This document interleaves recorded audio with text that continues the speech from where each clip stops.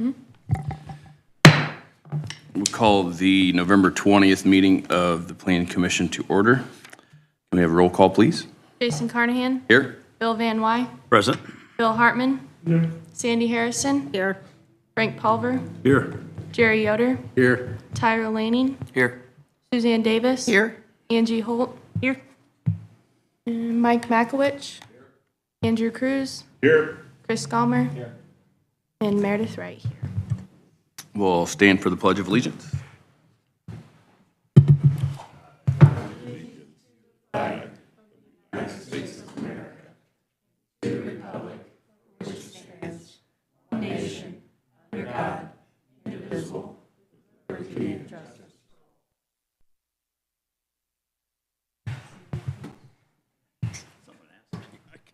We'll have a moment if someone would like to lead us in a word of prayer.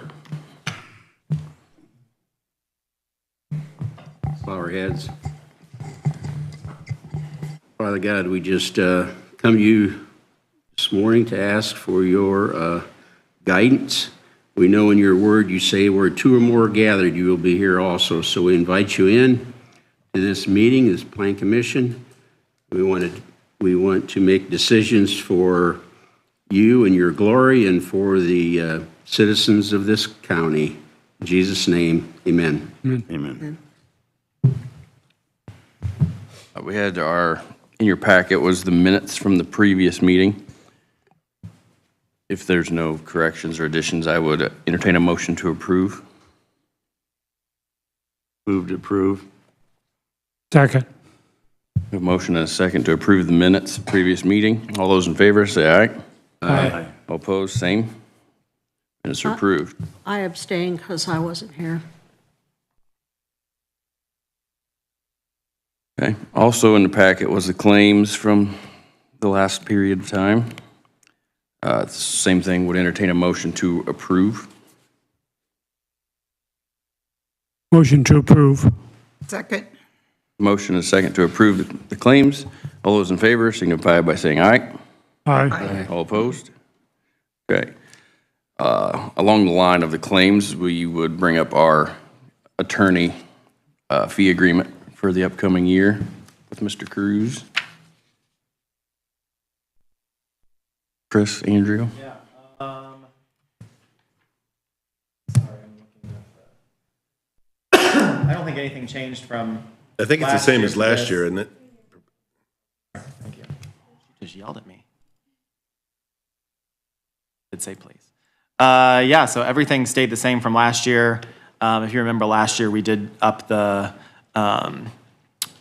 per meeting for any extra meetings to 150 per hour plus paralegal expenses, but nothing's changed for 2025. I would recommend approval of the attorney fee agreement for 2025. Is there any discussion amongst the board on Andrew's attorney fee agreement proposal for 2025? If none, I would entertain a motion to approve or deny the agreement with Cruz for 2025. Make a motion to approve. I'll second. We have a motion and a second to approve the attorney fee agreement for 2025 with Andrew Cruz. We have a roll call vote, please. Angie Holt. Yes. Frank Pulver. Yes. Bill Van Wy. Yes. Tyra Lanning. Yes. Sandy Harrison. Yes. Suzanne Davis. Yes. Bill Hartman. Yes. Jerry Yoder. Yes. Jason Carnahan. Yes. Thank you. Thanks to Rachel for getting that to me. I Oh, there you go. totally forgot. So we wouldn't have Andrew till early next year. Oh, we'd still figure out a way to keep working. They have no old business on the agenda, is that correct? Yes, sir. New business, some text amendments. Yep. Chris? The first one is a text amendment for changes to Article 5 and Article 11 for home-based business standards. We went over this back in June, I believe. And And this has kind of been the first chance to bring that back that hasn't had other public hearings involved. So the reason for this is basically to make the home-based business standards, adding language to it that'll help people understand the home-based business, what they can and cannot do. And then also the definitions basically defined additional standards in there. So I removed those and put the standards within the Article 5. So deleting the home occupation, the home workshop, and the home enterprise from the definitions only, and then leaving the home-based business definition in there, which is kind of more broad, which is how kind of it should be. In Article 5 itself, we discussed adding what should never qualify as a home-based business. I think Bill brought this up at the last meeting. I added in there, or based on that conversation, adding in that top highlighted part, the following uses shall never qualify as a home-based business. So garbage and recycling collectors. I did have a question there if we wanted to add in people that rent dumpsters and keep those dumpsters on site. Obviously, those can't be stored in a building. I think there's one property that I've seen on like 56, I think, when I was driving out that way. Or maybe it's not 56, but I think it's near that dome house. It is 56. 56, Yes. yeah. And there's a guy that rents, or I shouldn't say a guy, a property owner that rents dumpsters and has them stored outside. Is that something that it doesn't necessarily offend me? I think his property's pretty far off the road to not really have a hindrance on site, and it's surrounded by farm fields, so I don't believe no one's complained to me about it. I've just noticed it. But when I put that in there, do we want to add that as should never qualify as a home-based business, or more people that collect trash and garbage and just dump it on their property? Think about that, we can come back to it. But junkyards, so again, people that would want to have a junkyard on their property. I added in there for hire dumpsters. If we can remove it, we can. Other junk accumulation activities, and then any work where vehicles do not have a current title, plate, or registration, any activity that involves body work or painting, and any use that does not fit within the standards set below. So again, if they can't, we'll go through those standards, but more or less it's if the home-based business can't fit within the square footage defined in the UDO, they wouldn't be able to have that business. Before you get too Yep. much further, since we're there, at the very first line where it applies to the zoning districts, I think there's typos there where R2 is listed twice, and then I think it's supposed to be R3 and M1, I think. You're right. Thanks for catching that.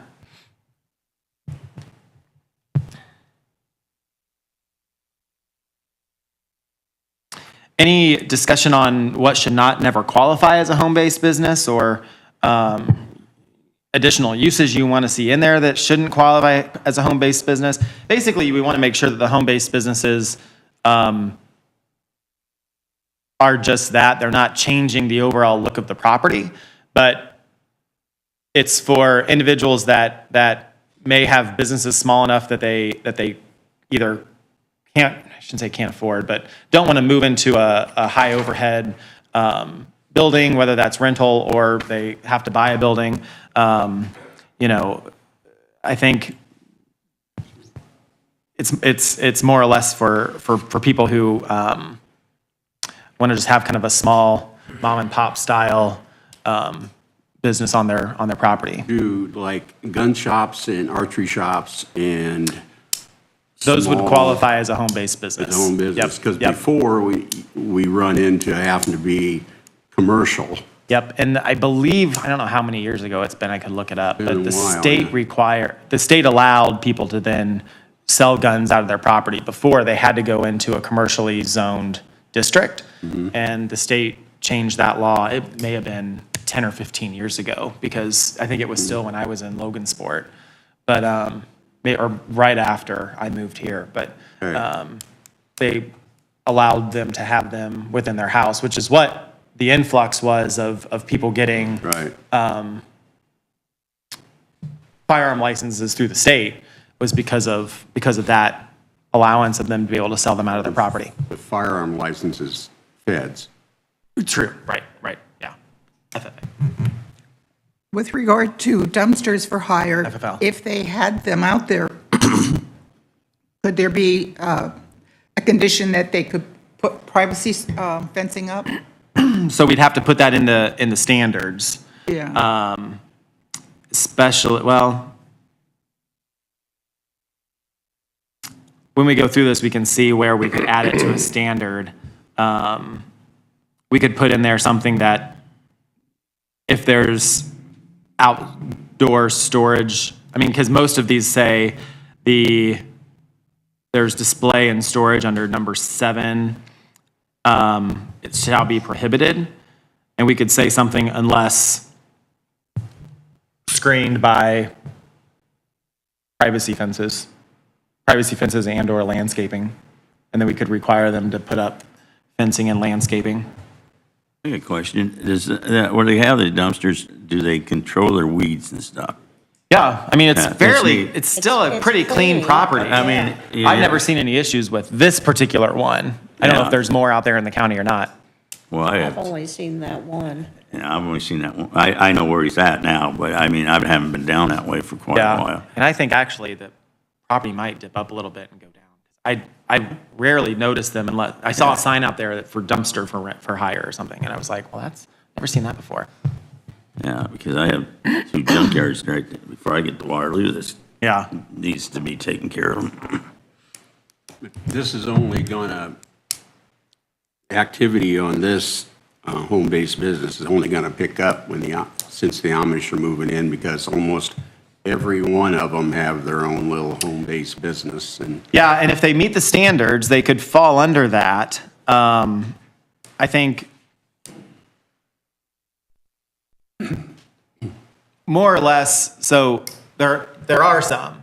The one that we've discussed, they're wanting to split their property and have it be a separate commercial entity versus it being on their same property. Right. But, yeah, there are, if they can meet the standards, they could have it.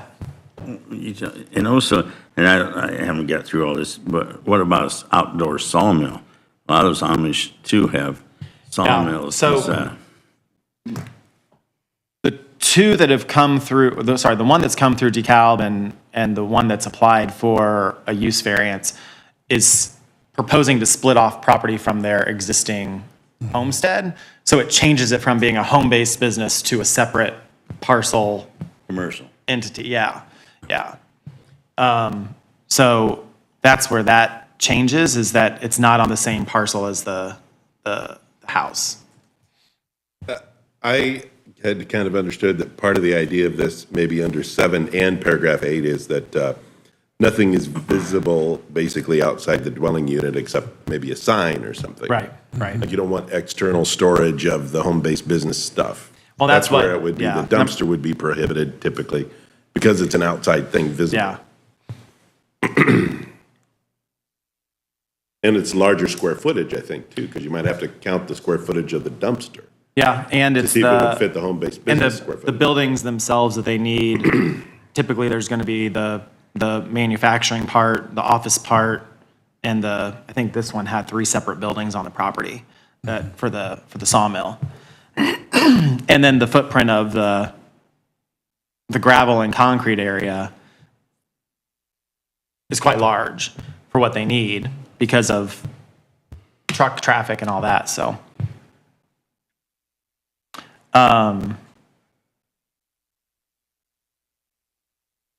Back to what brought this up, do we want to, like for people that do have outdoor storage, are you okay with outdoor storage as long as it's screened from neighboring properties, or do you care? Right now, as Andrew just said, on number 7, outdoor display of storage and materials, goods, supplies, or equipment shall be prohibited, so they wouldn't be able to have anything for outdoor storage. And that's for all three home-based businesses or home-based categories. If you want to think on that, you can. Really, the only other changes here for home occupation, home workshop, and home enterprise were the number of residents, or sorry, the number of employees that they could have, and then, sorry, the location, and then we added signage for all three. The signs for the home occupation, which is our least intense, is 10 square feet with 3 feet in height. Home workshop, which is the second, is 15 square feet, 6 feet in height. And then the home enterprise, which is our most intense, 15 square feet with 6 feet in height. And then we also put in there, examples of what each of those home workshops are. So for the home occupation, the least intense would be kind of someone that has this strictly within their house, whether that's like an art studio, this used to say dressmaking, which I don't, more like sewing or tailoring makes more sense to me. Professional office, so if it's, someone that's a chiropractor or a single person dentist, or if it's a hair salon, teaching within musical instruction, barbering and hairdressing, and then we added in there other home-based businesses deemed appropriate by the zoning administrator. What's a chiropodist? A what? Down there in 14C, under home occupation on page 1. Is that supposed to be chiropractor? I don't know, I can Google it. That's was existing in our UDO. Chiropodist, is that like a foot, something with feet? I can't remember. I don't know. A foot doctor who specializes in treating and preventing foot disorders. I thought I'd heard of something similar, but Chiropodist. Leave it to the attorney. They to cut know and what the file chiropodist and buff is. toenails and treat There you go. problems like cornholes.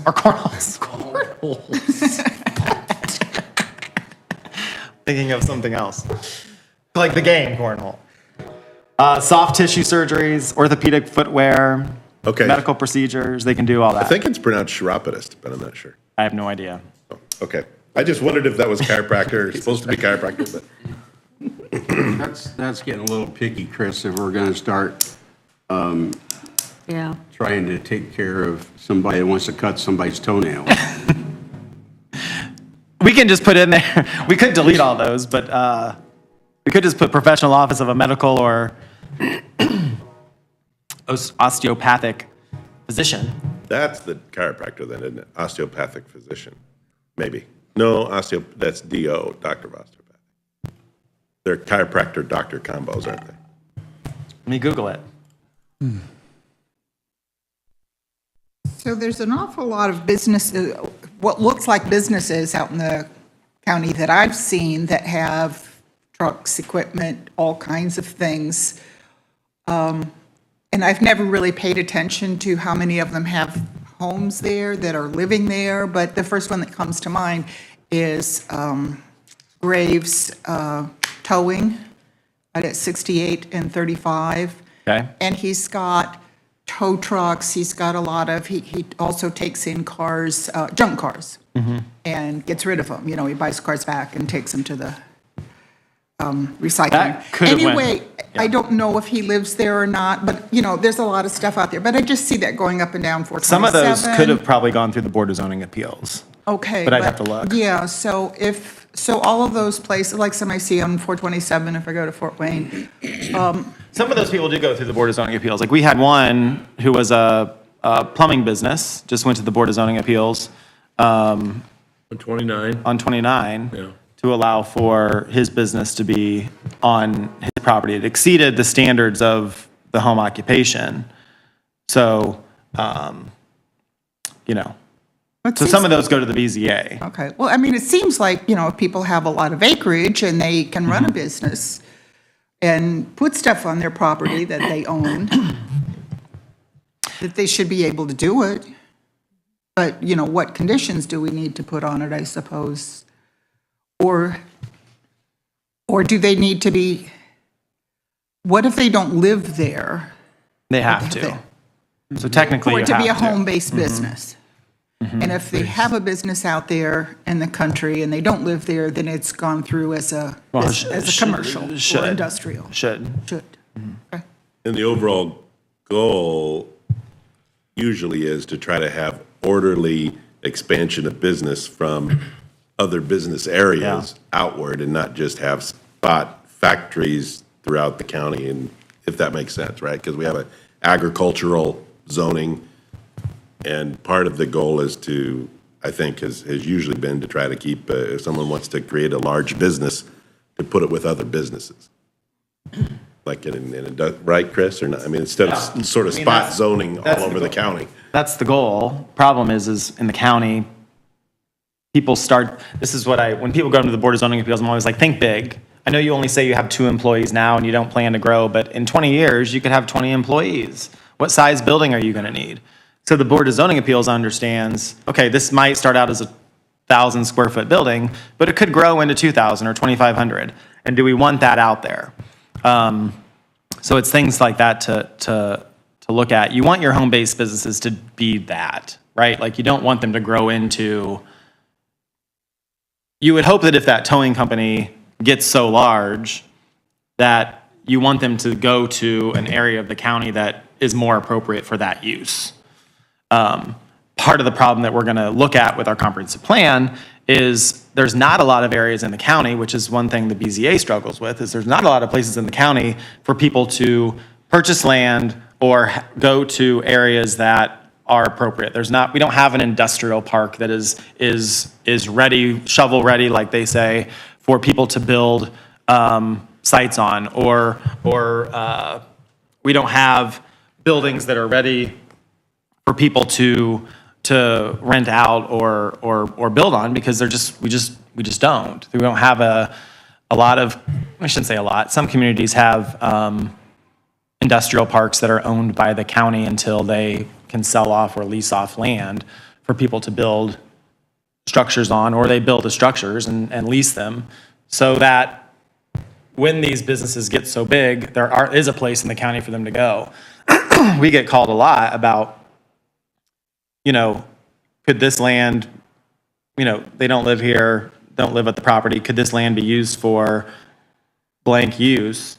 And I'm always like, well, it's an agricultural zoned use, or agriculturally zoned. I think you can go to the Board of Zoning Appeals or request a zoning change, but talk to your neighbors first to see if they would be okay with that. And versus, like we've done before, they come in and then they're screaming because they didn't know what the use was. So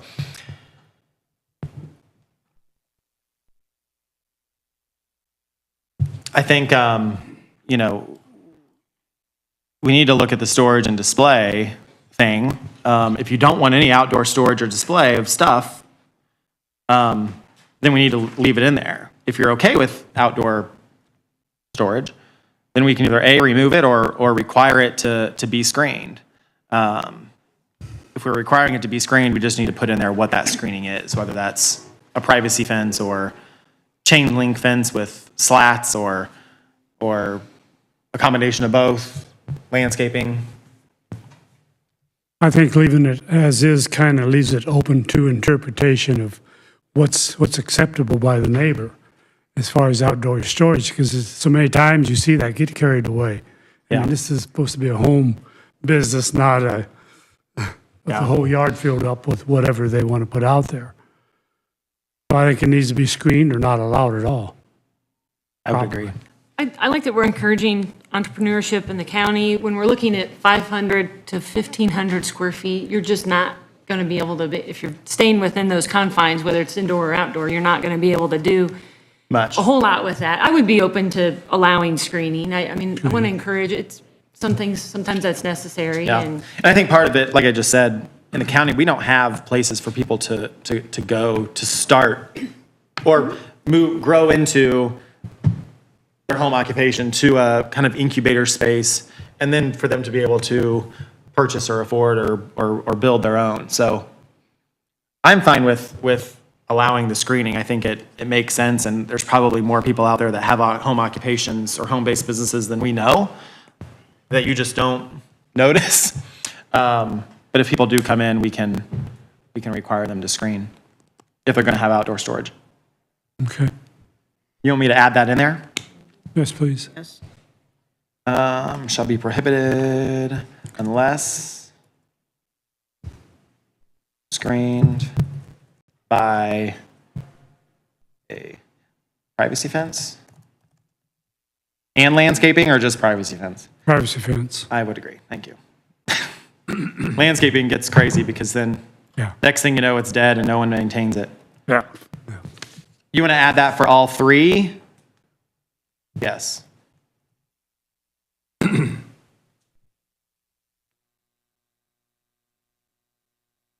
Okay.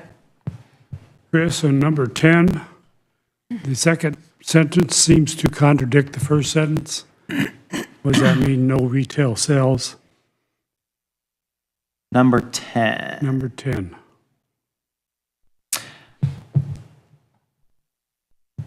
So that would be like if, more or less, if you had like hours that people could come in and purchase something, I'm assuming. We don't, I mean, retail sales to me would be like, we're open 8 to 5 and you can come in anytime versus coming in for an appointment. Well, I'm fine removing it. I think it'd be like if a plumber had his plumbing business, but then also had area that he allows people to come in and shop for plumbing supplies. Again, we're never going to know that, but we can remove it or leave it in. what are you trying to so what you're trying to prohibit I don't know. is? This was written before I got here. Okay, so this is. So this is all brand new, or not, sorry, this is all existing except for what's been underlined or scratched out. So I'm not sure what the intent of no retail sales permitted meant, other than. Yeah, probably I'm like what you said. Understanding that, you know, I took it that maybe it meant no wholesale retail. In other words, you can't buy something and then mark it up and retail it. But I didn't know, Oh. I didn't know if That's a good- that was the I intent didn't or even think not. of But it seems like, as written, it contradicts the first sentence. Yeah, you can sell what you make, then it says you can't sell anything in basic English, but yeah, That makes sense. They might be trying to stop someone from buying wholesale and selling. we could add retail. in there no wholesale retail sales. I think that would better explain it if that's the intent of it. I don't know what the If that's intent what we was. I think wanted. we can make it more clear now would be a good idea. Well, if you say the articles sold or offered for sale are limited to those produced or assembled on site, that takes out buying wholesale and selling retail, doesn't it? And then we can just remove the 'Cause no you're not- retail sales Yeah. permitted. Yeah. I would agree. Okay. Because you can't just start going buying stuff and, yeah. That becomes a permanent yard sale, Right. garage sale. There's plenty of those. Become an eBay, yeah, retailer or something, yeah. And that's only in that, it was only in that category, the home occupation. So that might be what that meant, but it did contradict itself, so. Good catch there, too. Number 11 seems to me to be open to interpretation. Yeah. What's logical? Not everybody is logical, and one neighbor thinks, well, it hadn't ought to be open past 5 o'clock. The next neighbor might think, oh, it can be open till 10 o'clock, or the guy with the business. So should we specify hours in that situation?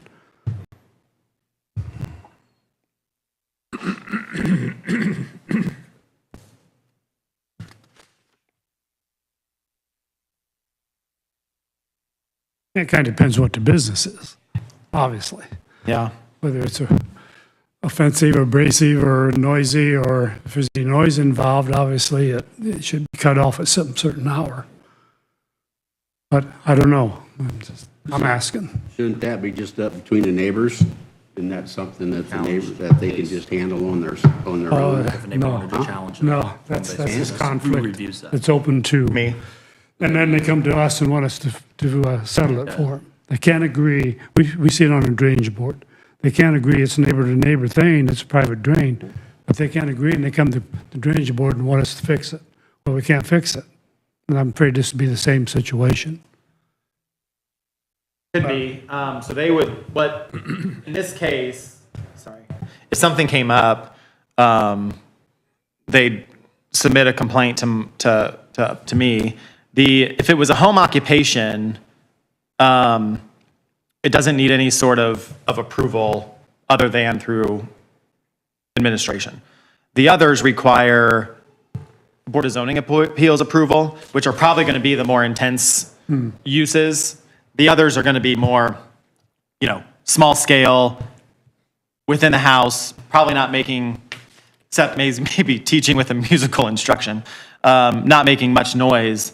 The others require Board of Zoning Appeals approval, which we do require them to put hours of operation on there. I don't think we've ever questioned, I'm looking at Frank, because I don't think we've ever, or Jason, I think we've ever questioned a home occupation that's come through on their hours. But typically they're, 7:30 to 4:30, 8 to 5, that sort of thing. But yeah, the other two that are going to be the most intense, that are going to probably have the more noisy, whether that's truck traffic or machinery, has to go through the Board of Zoning Appeals. So again, what I'm getting at there is if we would get a complaint, we would require them to go back before the BZA, and either my call to them would say something to the effect, hey, we received a complaint from your neighbor. Anyway, you can stop business at 6 o'clock instead of 7 o'clock or whatever. And if they agree, fine. If they don't, then we would require them to go to the Board of Zoning Appeals if they're exceeding what the BZA allowed. So that's how kind of that would be handled, which I think is probably good. I think like you said too, what's offensive to one neighbor may not be offensive to me, but may not be offensive to the adjacent neighbor, so.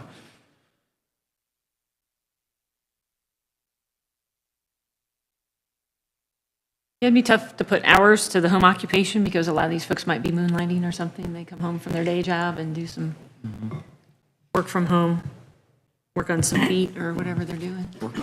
Are we broadening the type of professional office? Can we make it and others similar or something like that and just make it kind of broad? I mean, we could take off professional office and remove all that, or then say, architect, or architect, accountant, or similar. Yeah, you can't list them all. Either way, Right. Either way is fine. Yes. You're already saying up above, I don't know if this helps, Angie, or not. Oh, okay. Includes but is not limited to the following. Oh, perfect. That I covers don't it know, too. does then. that carry your concern or cover your concern? Yep. I'm looking over at number 14, B14, where it says pet boarding. Well, as someone who's boarded pets, if my flight gets in late, I want to pick my animal up at 11 if they'll let me, Yeah. So, And I don't think that would be a problem.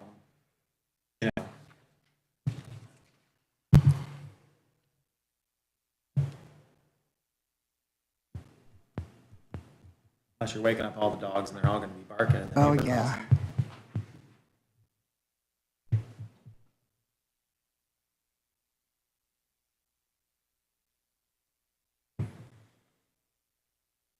Any other questions or things you want to review? I'm trying to look and see if there's anything. I don't think there's anything that we changed that was very drastic, but If you look under the C Home Enterprise, number 12 for parking, it has the same limits of 2 parking spaces, which I don't know if that's may or may not be practical as you're looking to the larger business. So I just wanted to question the 2, and then you changed the word profession in that sentence to business, I think, on all the other ones, so I didn't know if you wanted to change that there as well. yeah. And then I was looking under 14C, under the same pieces, it mentions a small restaurant, so I'm trying to envision is that really what does that look like? Yeah. I think it would be similar to Dutch Heritage, who, well, they've got carry out, but then you can eat there too. Okay. And they've got, I think, maybe 2 or 3 small tables inside their little business. I think it would be like that. Although they're only open, Fridays and Just Saturdays Fridays. or? Just Fridays. So, something like that.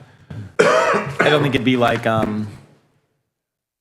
you know, a, And the BZA would be Sports looking at bar. the details of that yeah, anyway, so. yeah, yeah. Do we want to add like 3 parking spaces or 4 parking spaces? I guess if they wanted to that- add, they could address it with the Yeah. BZA at that time, Yeah. so maybe Yeah. leaving it alone is fine. Well, if it's a home business, they're gonna have 3 or 4 parking spaces because they're gonna have family over there at times.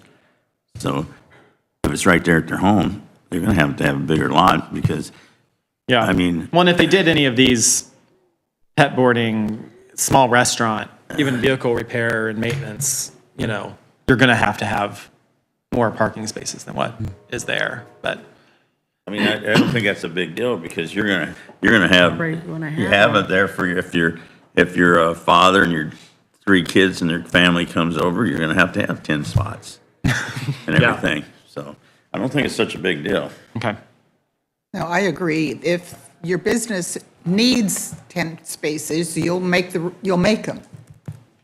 And it'll go to, That's and it'll go to the heritage. BZA to do that. But they're not limited, are they? If they have the space, they're not limited to those spaces. They would request, so when they go through the BZA for this, they would request the use and then request variances for going from 2 parking spaces to 10. Well, it says 2 parking spaces are required for the business and 1 space is required for each employee. But if they wanted to double that, I don't know unless there's another statement limiting that.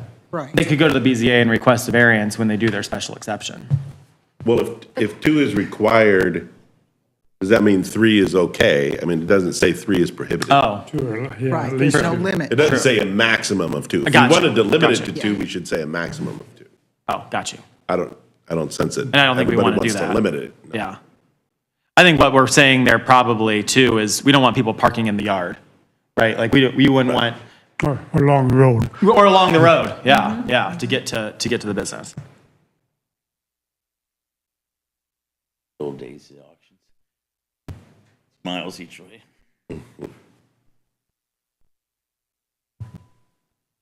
Any other questions or discussions on that?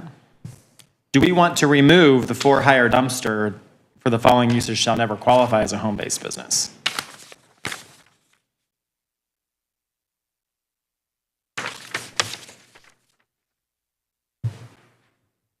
I would say yes, we could remove it, I as would long as too. they have it Be okay with straight. that, yeah.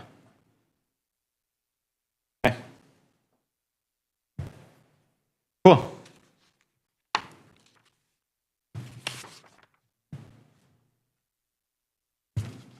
We will need a recommendation to commissioners on both of these.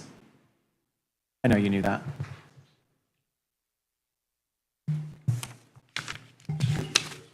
Yeah.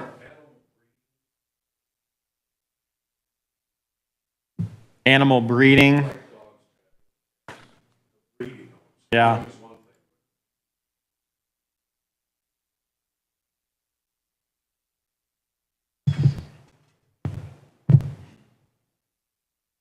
What would you guys think of animal breeding? I mean, I'm sure there's, again, people that do that probably already in the county, but More than you know, probably. yeah, yeah. I mean, I think if you're doing it for a hobby, it's different than doing, you know what I mean? Like some people just breed their 2 dogs and sell their little Yorkies to whoever wants them on Facebook Marketplace. But, you know, I think if you're doing it as golden retrievers are us, and you've got, you know, 5 golden retrievers out there that you rotate with breeding, I don't know how that works. I'm just I think you assuming want that's to how it maybe works. set a similar limit to the number of animals as you do for the, Would you want to do like pet boarding or The pet pet breeding? And/or? And/or if 2 a male dog and a female dog get out, oops. Yeah, if your boarding isn't very secure. Yeah.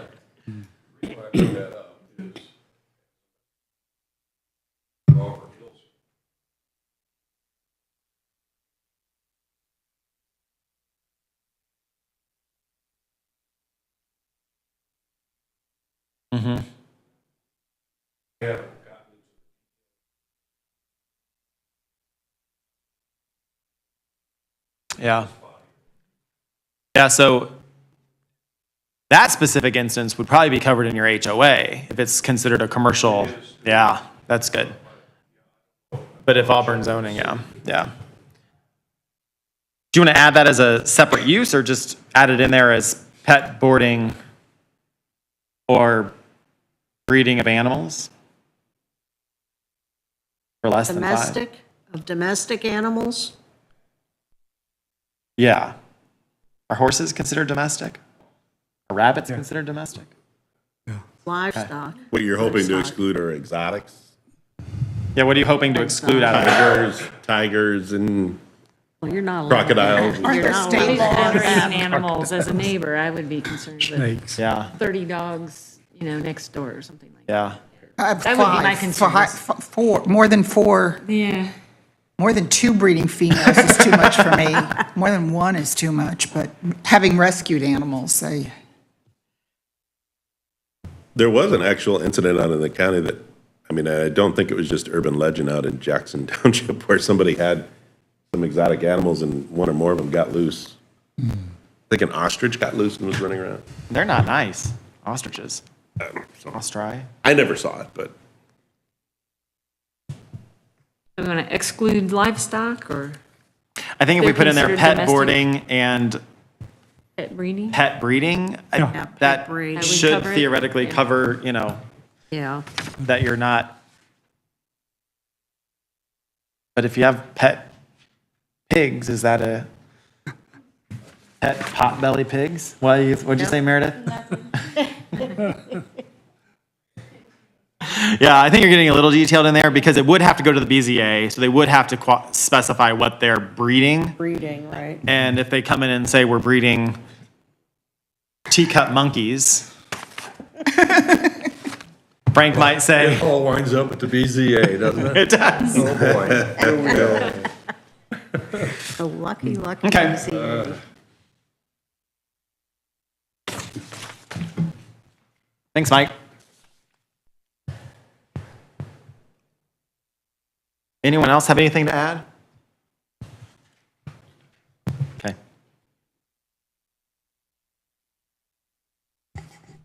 If there's no more discussion, we would have a little short jurisdictional findings. This petition. all right. Okay, I would, Jason, just acknowledge there's no one in the audience that is here for any public hearing. That way we're covered our bases that if, True, there's no one in the audience, so there's no audience discussion on this petition. so for this petition 24-43, the Plan Commission should or shall pay reasonable regard to the following in making a recommendation to the DeKalb County Commissioners under Section 9.05G3 of the UDO and Indiana Code 3674603. Jurisdictional findings, petitioner has filed legal notice published in the Star on November 8th, 2024. Meredith? Yes. All right. So let's just open it up for discussion. Anybody can answer these, but let's at least try to have a little bit of discussion on each one, or a statement on each one. Number one, is the change in text in harmony with the comprehensive plan for the county? Yes, I think it is. It's the way the county wants to go as far as the changes. All right. And number two, is the change in text consistent with the current conditions and character of current structures and uses in each zoning district? Yes, it builds on the current standards and just makes it more clear in terms of what's requirements we want to have. That's a good point. This is not a wholesale change. These are some changes on the edges of this. Okay. Number three, does the change in text help with the most desirable use for which the land in each zoning district is adapted? Yes, I think it takes into consideration the neighbors and the impact to them. We had a lot of discussion about that, so I think we're maintaining that. Number 4, will the change in text promote the conservation of property values throughout the jurisdiction? Yes, I think some of the change in wording will absolutely help with the conservation of property values. Number 5, will the change in text promote responsible growth and development? Yes, it will allow us to know where there's some businesses at and where the requirements to have the more neighborly people get along better with each other. Okay. All right, back to you.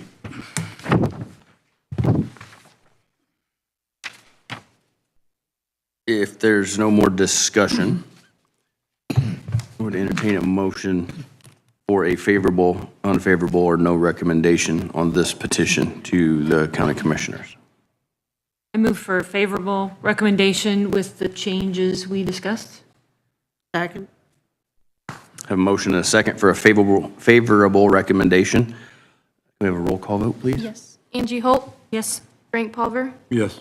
Bill Van Wy, Yes. Tyler Lanning, Yes. Sandy Harrison, Yes. Suzanne Davis, Yes. Bill Hartman, Yes. Jerry Yoder, Yes. and Jason Carnahan. Yes.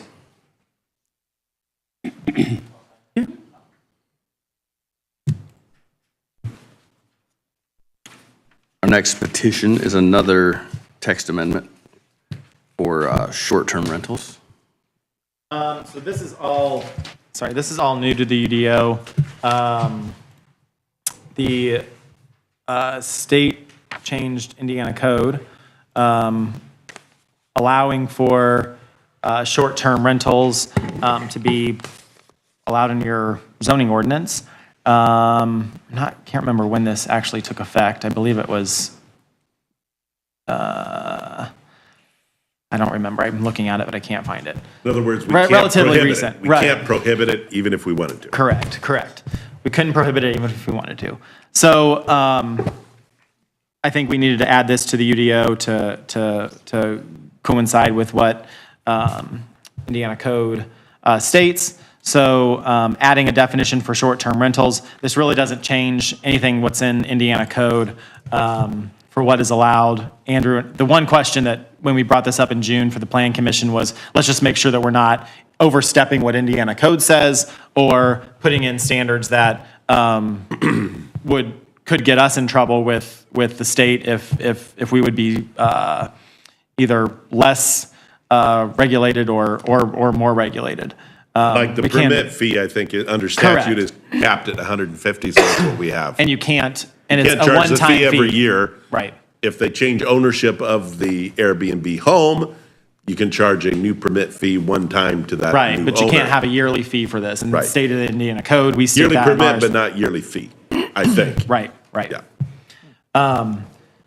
So they really clamp down on local communities regulating these out of existence. Yeah, and I think that's partially because of, I know in Fort Wayne, a lot of the historical neighborhoods were having people come in and buy the homes that lived elsewhere, and running them as Airbnbs. That happens, I've got a friend up here who buys homes down in Bloomington and rents them out to people who want to go for basketball games or football games, for IU football or basketball games, which I'm sure they're getting premium right now with IU's football team. Nobody was Just going to wanna- IU football just wanna before, say. so. Anyway, They didn't used to, they didn't use it, you're right. didn't used to. I know. The stadium was empty. Yeah. We're getting off track, Yeah. sorry. Short-term rentals, so adding the definition in there, again, not changing much, but the rental of a single-family house, a dwelling unit bedroom in a single-family home, a dwelling unit bedroom in a two-family, multifamily, condominium, timeshare of less than 30 days. That's through a short-term platform, rental platform, so through like Airbnb or there's others out there. Includes where permitted detached accessory structures, including guest houses or other living quarters that are intended for human habitation. So that would only be if we allowed a building, an additional living quarters to be on a property. So because our zoning ordinance doesn't, that trumps that. But if we would ever change allowing for somebody to have, right now, the only way you can have two living quarters on a property, two homes on a property is for dependent housing. So if zoning ordinance would ever change, this would be covered as well. So, does not include property that's non-residential. So if you have Rathburn Manufacturing wants to start Airbnb out her office space, she couldn't do that because it's a commercial building. She's not even in, I don't think you're not in our jurisdiction anyway. You're in Auburn's because you're in the ETJ. We're in Yeah. a very weird spot, yes. Yeah, so anyway, but it'd be something similar to that if you're wondering what would that be. Doesn't include, because we have these uses already in there, a bed and breakfast facility, a hotel or motel. Indiana code allows them to be owner occupied or not owner occupied. So somebody could rent out the entire house, or they could rent out part of the house if it's the owner lives there. Allowing it in our residential zoning districts, so our A1, our A2, our rural estate, and our low, medium, and high residential districts, multifamily 1, multifamily 2, and mobile home parks. And then the development standards that we had in there, which didn't change from what we discussed in June. We just wanted to confirm that we weren't overstepping our bounds here. Requiring a permit for any short-term rentals. That gives you some control over it. Right, and or it gives us- knowledge of it going on. Yep, and it requires contact information. And we didn't define everything that's in Indiana code, but in Indiana code, the permit states that you can require contact information, I think emergency contact information if we needed to. So if we got a complaint on something, we need the information of that person to contact. Who the owner is, if Right. it's out in California, Epson Right, owner or right. something. And I'm pretty sure that the state was doing everything they could to avoid local cities and towns and counties from regulating it out of existence through a detailed permit or something too. Right. No more than one short-term rental on a property, meeting our setbacks for a primary structure. Any signage, which this is not in Indiana code, but it's something that we've received questions on, is, people have Airbnbs, but they may not have signage there or good signage to tell people where the Airbnb is if they're getting in late, and there's obviously no streetlights on county roads. So, having signage there that defines which driveway to use. And then making sure that they have their address sign displayed per our county ordinances. And then that short-term rental permit fee, it's a one-time fee of $150. And then, like Andrew said, unless that would change ownership, we can require a new permit fee.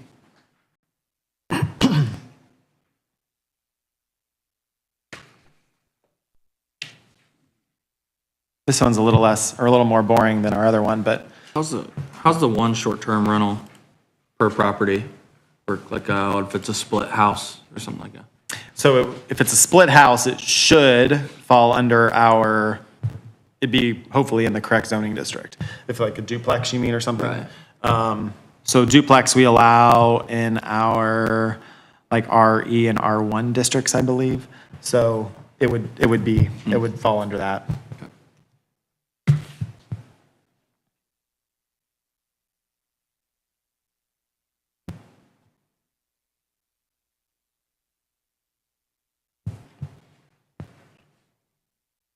Just to ask again, Chris, in looking at it, under definitions where it says this includes where permitted a detached accessory structure, including a guest house. I think what you were saying was that we don't allow guest houses now other than for dependent parent housing. Correct. So basically, even though we're saying you could do this Airbnb in your guest house, there just aren't going to be any guest houses in existence anyway. Right. But I think that's statutory language. It is. Okay, It's in- then I think we yep. have to let We it didn't in. change anything from what that definition was at the state Okay. level. Yep. Normally, we wouldn't put something in there, but we want to match the state statutes. Right. even though- Yeah, okay. But it won't cause a problem because we don't allow guest houses anyway in any of the underlying districts. Correct. Okay. But if we would agree. change that, Then we wouldn't it's have to change match the this. state statute, It matches yeah. the state statute. Yep.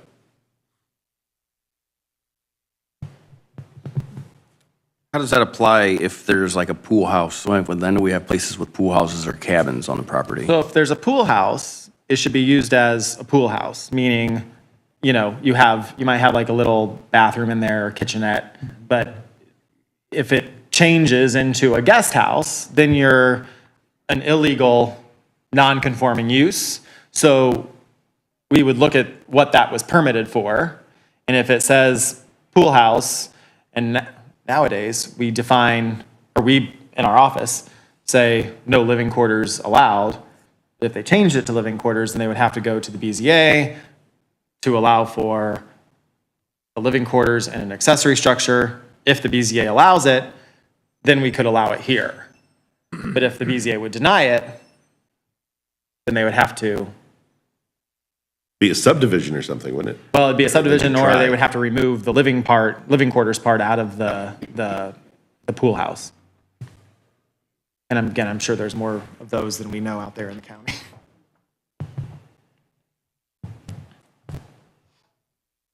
We actually find those a lot when people are going to sell their house, and the appraiser calls our office to see, is this person allowed to have living quarters in their pole barn? I'm like, that's not what it was permitted for. He's like, how can we get that removed? I'm like, just remove the closet out of the bedroom. That's all that really defines a bedroom, is the closet. So they do. Usually. That's the shortest process for them to get that sale done.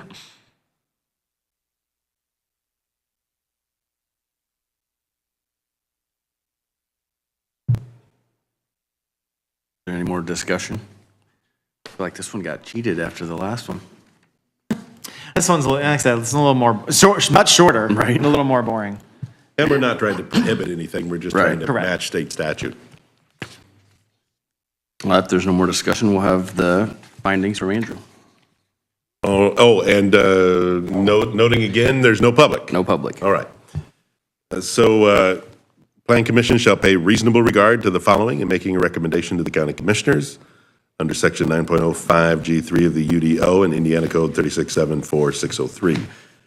Jurisdictional findings, petitioners complied with the rules and regulations of the Plan Commission in filing appropriate forms and reports. Legal notice published in the Star on November 8th, 2024. Meredith? Yes. All right, thank you. We have the UDO and statutory matters to consider, and I'll go through them like we did with the other one, and had very good discussion there. Number one is the change in text in harmony with the comprehensive plan.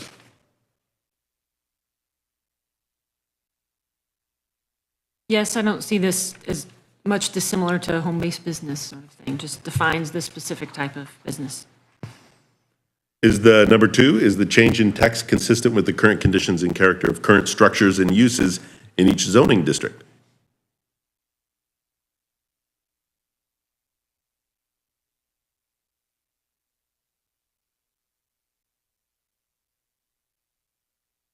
Yes. Yes, it is. Because it's only allowed in residential, right? Yep. It's part of that, so, okay. Number three, does the change in text help with the most desirable use for which the land in each zoning district is adapted?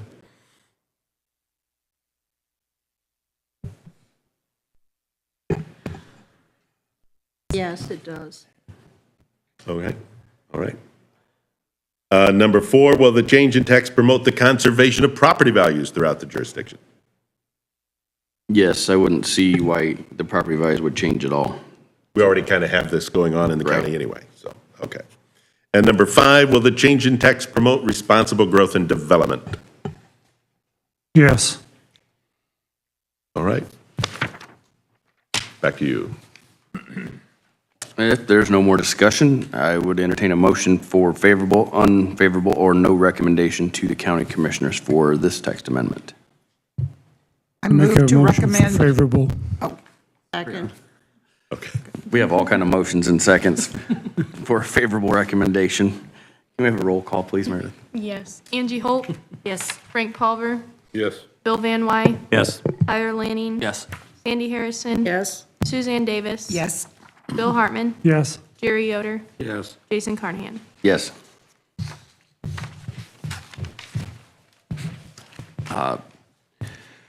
Next up is our comprehensive plan update. Chris and I had a Zoom meeting the other day with the consultant and got a little bit of an update. I don't know what you wanted to add, Chris? I just wanted you guys to see the schedule that for the comp plan update, just so you're aware. We're going to I'll provide updates to the Plan Commission, throughout the process. But, But if I could stop you real quick, if you guys don't care, I have at 10 o'clock. I know, and, sorry. No, you're fine. I think I'm through the legal part where you need me to be Yep. today, so. Andrew will be on the steering committee as well, so that's the only update I have on Andrew being part of it, but, And thanks for hiring me again, guys. I enjoy the work here. good. You're good at it too. He so- runs off. Yes, he runs off scared. As he escapes the room, yeah. Well, I had a great dinner with my dad. You did. It was good, too. So as you can see, this is the schedule is phased out. So it's not going, starting in December on the date straight through the calendar year. But so things are intermixed there throughout those phases. The steering committee has been established and everyone has accepted a position on the steering committee, which is good. Our first meeting is January 8th or 9th. I can't remember what day it is. So that'll kind of be our official kickoff. I put a Facebook page together, which is really exciting. I thought I was a good millennial, being able to do a Facebook page. I thought I struggled with it. I was like, this is more difficult than I thought.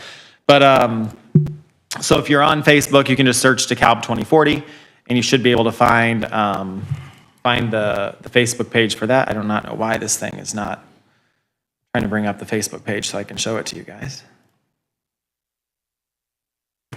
Who's all on the steering committee? And how many members is it? There's What, 15 or something? There's 18 total that are on the steering committee, and there's a couple people that would swap potentially. So there's probably like 20 total people on the steering committee, but some might swap. They suggested 15 to 20. The steering committee will be the group that really kind of reviews, cheerleads, the comp plan coming forward. So that'll be nice. Jason's on it. Bill's on it as a county commissioner. We have people in kind of all sects of the community. We've got nonprofits. We've got manufacturing. We have the schools involved. We have one superintendent who will obviously, I couldn't have every superintendent or every person that has a manufacturing company or every farmer or whatever. So hopefully, for an example, the superintendents will be able to, the superintendent is from East Side, Aaron, is that his name? First year, I think, right? Yeah, he volunteered himself and, and I sent an email to all three and asked them if they, they wanted to fight it out, who wanted to be on it, and he volunteered, and the other two were okay with it. So, he'll be able to relay information onto the other superintendents, help us get, when we are ready to do the engagement with schools, help us get that going so it's not all on the shoulders of myself or the consultant to get information out there. But yeah, we've got 75 followers on our Facebook page. It's pretty good for it only being up a couple weeks. Yeah. And then the DeKalb 2040 website is up and running as well. Those two areas will be where people are going to get the most information. As you guys have heard me say, I think it's important that we're transparent in the process and get as many people involved as possible. Obviously limited with timeframes and money allocated and contract with our consultant, but we've got, I think, 8 focus group meetings scheduled, and we could add up to 2 more if we needed to on a per meeting basis, if we wanted to, get more money for those. So I think that'll be important. But anyway, these 2 sites are going to be the ones that people can go to find out where we are in the process, get updates, take surveys, and that sort of thing. So the more community engagement through the Facebook page and the website. Do you have any Amish on that steering committee? I do. Jesse Zayer's involved, and no, he's not going to do it. Mm-mm. Yeah. James Schmucker, him and James are gonna. He's trying to get James more involved in the community, their community, as well as kind of get help me out with through planning and zoning and knowledge of the UDO through their community. So yeah, we do have people involved there.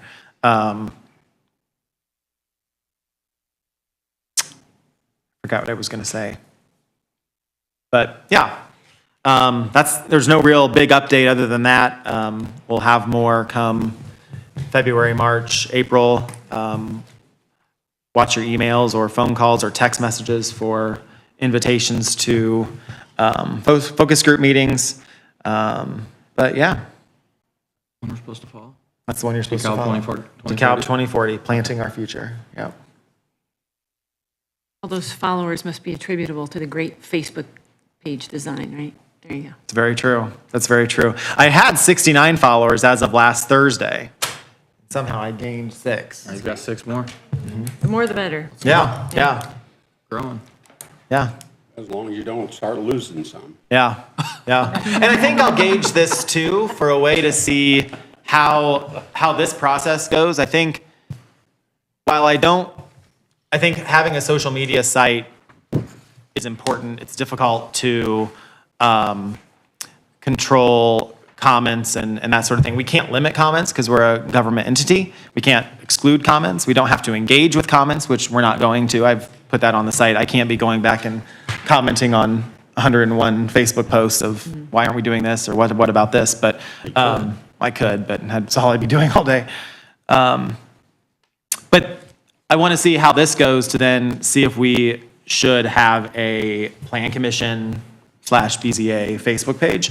Not for the sense of people can go on here and comment while we're live streaming but another avenue for them to get information on meetings, what we're discussing.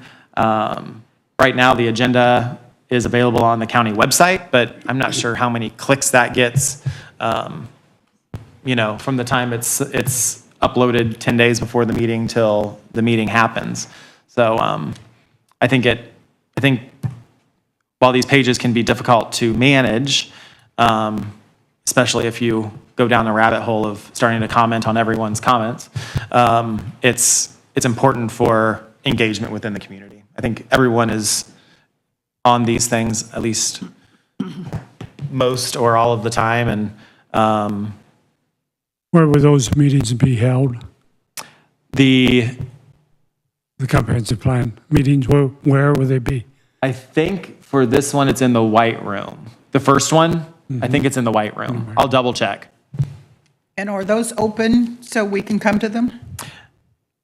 No, so that's just for the steering committee. So when we have our public engagement meetings, those are open to the public. And I'll get those invitations out to everybody. But follow the Facebook page for more information. I did. Oh, good. You did? Yeah, just now I hit Oh. right. If I Well, let hadn't me already. refresh. I want to see that I've got 76. 76 followers! You're ramping up.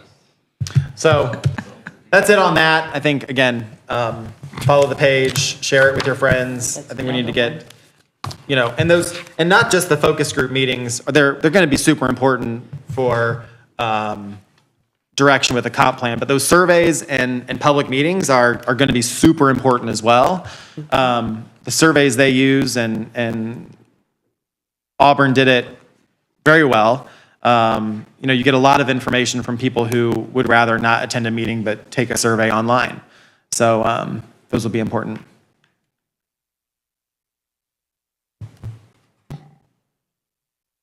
That's all I got, Jason.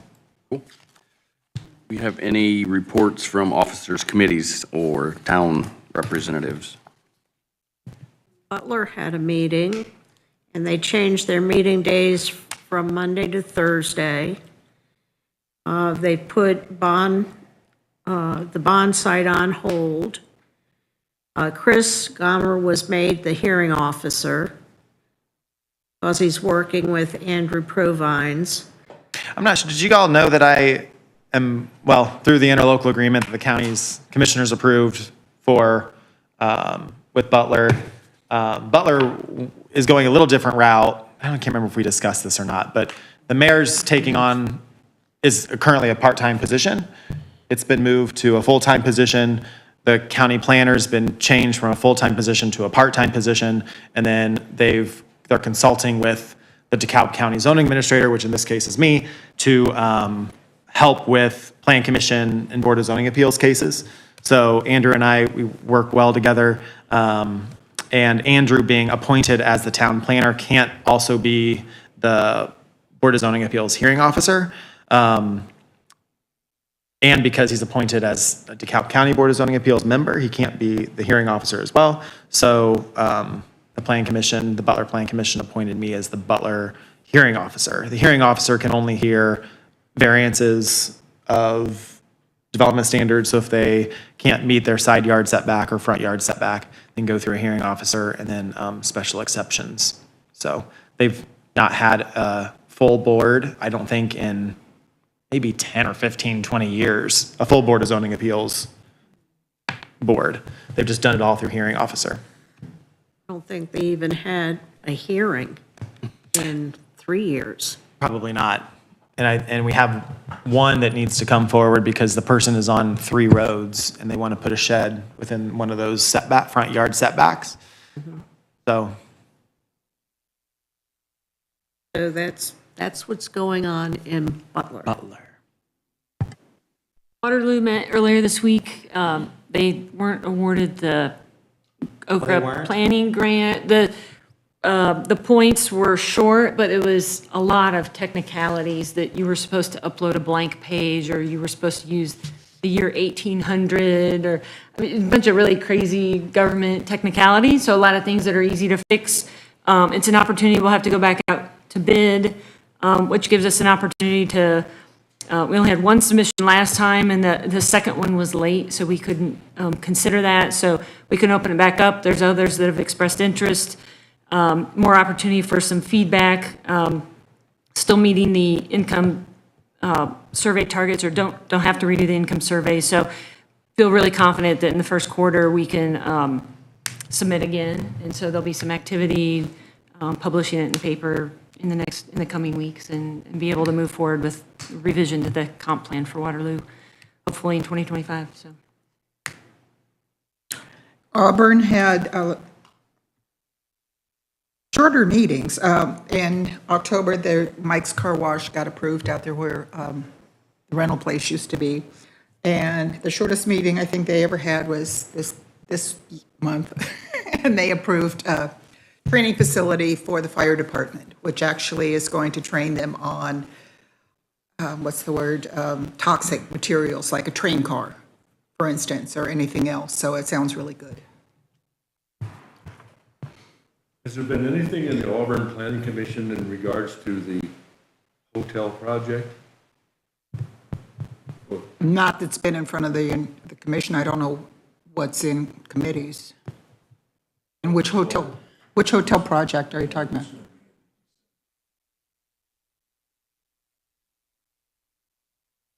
The plans, yeah, the plans are just now Just when coming they in. put fence up, they take fence down, they move poles around, I mean, it's like, curious.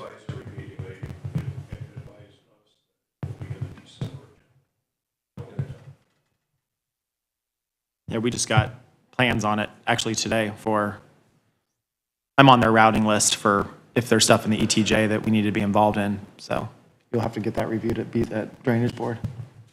Yes, sir. You're welcome.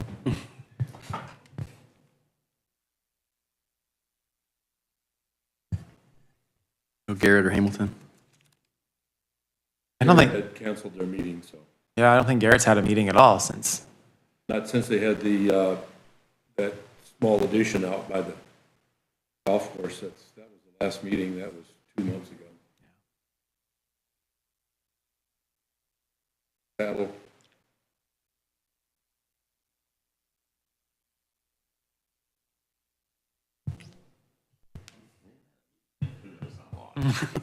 Yeah. That was their deal, and they said, we haven't had nothing. So they just contacted me, not emailed me, so I talked to them here about 2 or 3 months ago, making sure they knew I was on the list. I'm on the list, but nothing comes. Okay. Assuming since there's no public, there's no comments from public in attendance. And that's all we have. Meeting will be adjourned.